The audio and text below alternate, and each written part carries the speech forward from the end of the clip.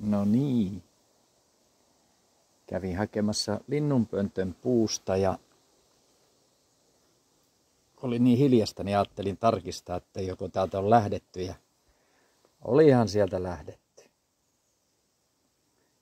Hieno pesä ja on seurannut sitä koko kevään ajan ja kesän. Nyt mä tyhjennän sen ja vien takaisin puuhun. No niin. Nyt se on valmis uudelle perheelle.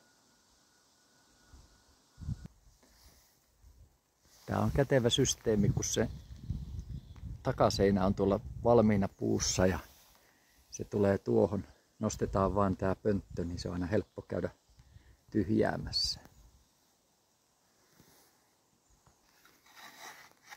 No niin.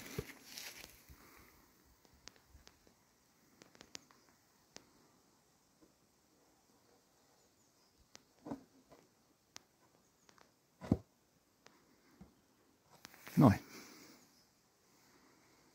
Nyt se on valmis.